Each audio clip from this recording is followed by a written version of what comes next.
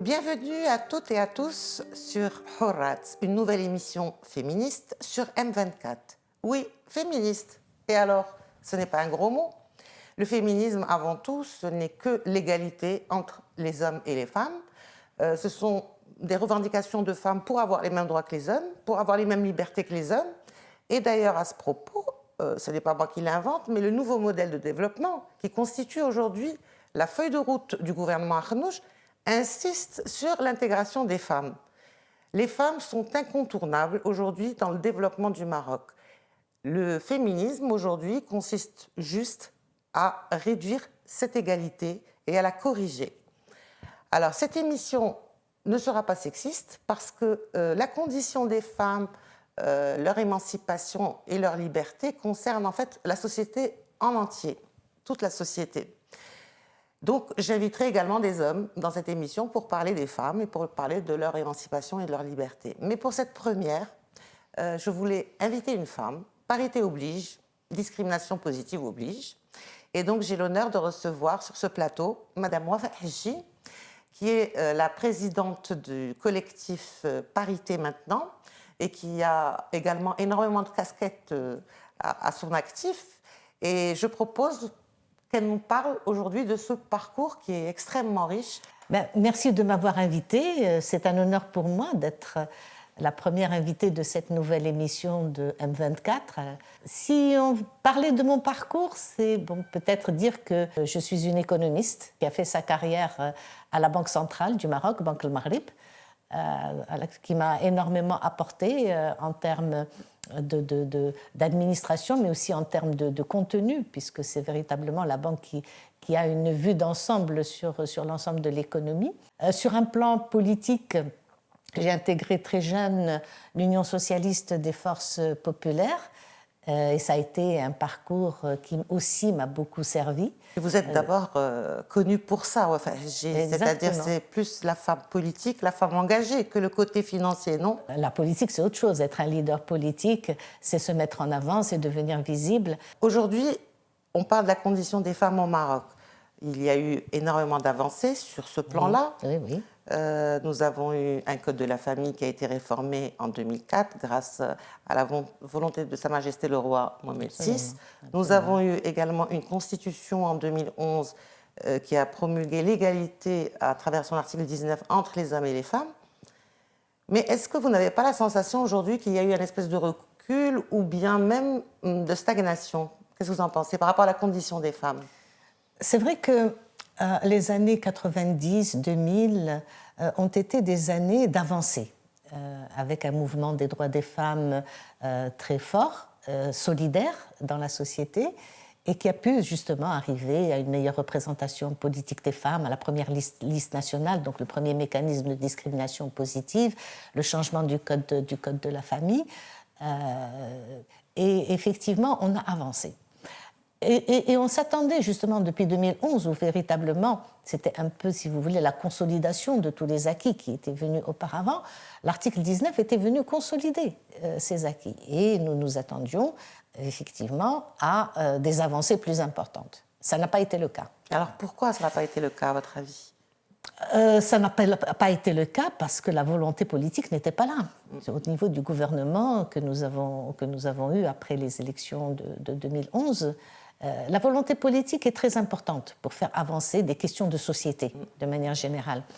Et donc, en tant que mouvement des droits des femmes, nous avons eu l'impression que l'on ramait à contre-courant et qu'il fallait plutôt préserver les acquis plutôt que d'aller de l'avant.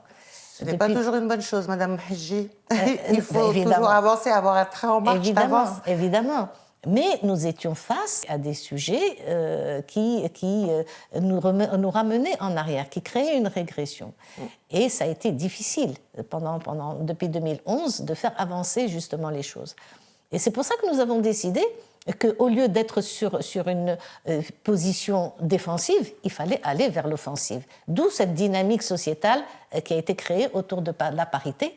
Parce que pour nous, la parité est une porte d'entrée importante pour l'égalité. C'est ma question. Pourquoi la parité?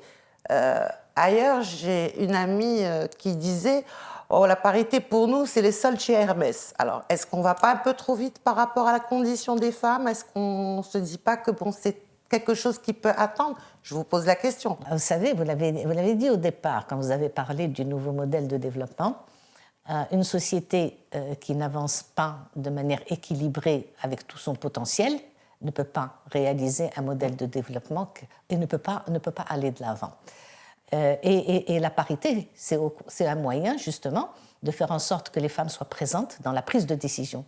Parce que tant que les femmes sont marginalisées des centres de décision, pas simplement politiques, des centres de décision politiques, mais aussi des centres de décision économiques et sociales. Si la femme n'est pas au cœur de la décision, nous avons d'abord un problème au niveau de la démocratie, parce qu'un pays qui veut avancer dans le processus démocratique a besoin de ces deux moitiés. Exactement, et surtout que la femme aujourd'hui représente plus que la moitié de la population. Bon, ça, il ne faut pas trop le dire.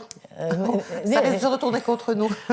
Effectivement, peut-être, mais disons que bon, elle doit absolument contribuer si on veut avancer. Deuxièmement, une femme en politique, dans le centre de prise de décision, eh bien, elle va développer des politiques publiques qui seront plus marquées concernant la condition et les besoins des femmes de manière générale. Vous pensez vraiment que seule une femme peut faire des politiques publiques adaptées en tenant compte de l'autre moitié de la population? Je n'ai pas dit ça. J'ai dit qu'il y avait beaucoup d'hommes qui pouvaient prendre cela en considération. Mais en même temps, il y a énormément de besoins dont les hommes ne sont pas forcément conscients. Par exemple? Vous savez, quand on parle par exemple de la santé, il y a des aspects qui concernent les femmes que les hommes ne connaissent pas forcément. Il y a aussi, je ne sais pas, mais par exemple dans le domaine si vous voulez, de l'avancée, des avancées au niveau économique, on se rend compte aussi peut-être que les hommes ne pensent pas forcément à donner leur chance aux femmes, et on le voit à travers le plafond de verre. Et donc, de manière générale, il y a des aspects et des besoins peut-être. Je parle par exemple du congé de maternité, pour être plus terre à terre. Le congé de maternité, les crèches dans les institutions, dans les entreprises, dans les administrations. Voilà, ce sont des aspects peut-être que les hommes ne vont pas prendre en charge de manière prioritaire, et les prioriser dans les politiques publiques, ou alors même dans une entreprise. Et donc, ce n'est pas simplement le fait de donner leur chance aux femmes pour qu'elles soient au poste de responsabilité, c'est de prendre en charge l'ensemble des besoins des femmes. Revenons au collectif, à son objectif, à ses avancées. Je sais que vous travaillez dessus et bien depuis 2017, en fait. Où est-ce que vous en êtes aujourd'hui? Je sais que vous avez fait une campagne pour la parité maintenant. Vous avez été aussi à l'origine d'une pétition qui a dépassé les 5000 signatures, qui a été soumise au Parlement, qui a été acceptée. Aujourd'hui, avec le nouveau gouvernement, qu'est-ce que vous pensez que ça va continuer? Ça va peut-être prendre plus de temps? C'est un gouvernement qui est présenté comme étant un gouvernement moderne, de modernité, de progrès. Donc, moi, personnellement, je suis assez confiante. Et surtout que la plupart, finalement, des leaders qui aujourd'hui sont dans ce gouvernement sont signataires de la charte d'engagement et sont membres du collectif et ont mené avec nous toute cette dynamique sociétale que nous avons créée. Donc, ce sont des alliés. Ce sont des alliés importants au sein du gouvernement. Donc, il n'y a pas à les convaincre, reprendre son cheval de bataille, son bâton de pèlerin pour essayer de...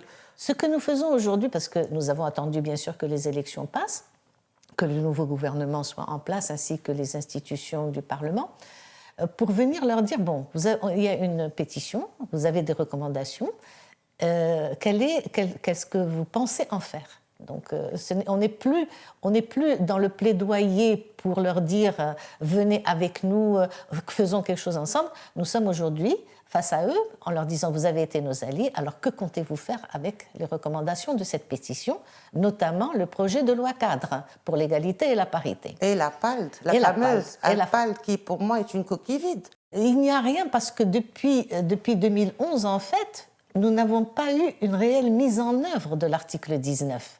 Et donc, parce que justement, il n'y a pas eu d'avancée sur le plan des acquis en ce qui concerne la femme, la PALD n'était pas là en tant qu'institution constitutionnelle qui devrait en principe mettre en œuvre un plan de parité et de lutte contre les discriminations.